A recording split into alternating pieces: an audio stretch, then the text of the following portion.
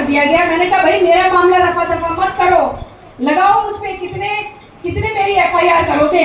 मेरी आवाज तभी बंद नहीं होगी, आप लगाओ कितनी एफआईआर कर दो।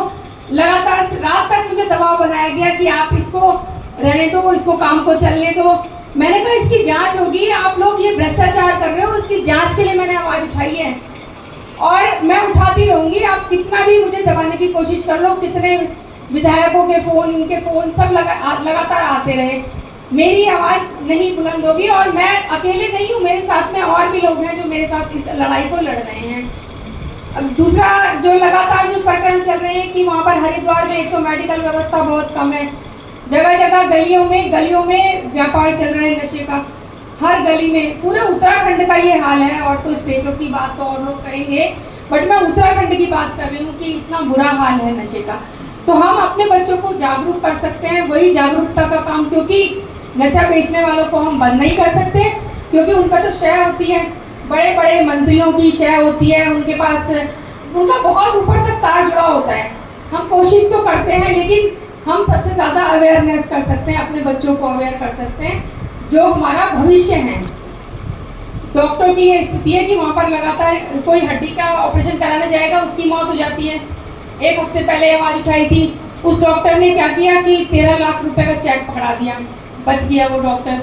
भाई 13 लाख का चेक दे दिया मरने वाले को। तो मैंने यही आवाज उठाई, वहाँ सिटी मजिस्ट्रेट वगैरह उन्होंने बुलाया मुझे, मैंने कहा कि मौत का सौदा हो गया, लाश का सौदा ही हुआ ना ये। तो तुमने मार डाला और उसके बाद तुम उसका सौदा कर डालो, फिर तुम्हारी दुकान फिर चल पड़ेगी, फिर दोबारा से आएंगे। तो हमें एक को नहीं, ये हर जगह अगर एक आवाज उठा रहा है पूरे देश में, अगर कोई भी आवाज उठा रहा है, तो हम सबको एक साथ मिलकर उसका साथ देना है, ताकि उसको मोटिवेशन मिले।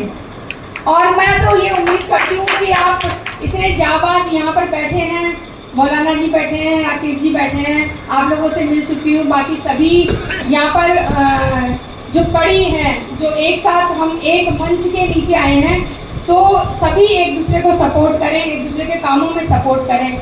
गलत का सपोर्ट नहीं कर रहा है, लेकिन जो सही काम कर रहा है, जो अच्छा काम कर रहा है, भ्रष्टाचार के खिलाफ जो काम कर रहा है और खड़ा है, तो उसके साथ हमें देना है। और हमें पता है कि देखो, जो आज़ादी की जंग जब शुरू हुई थी तो मुट्ठी भर लोग थे और हमने आज़ादी को पा लिया था।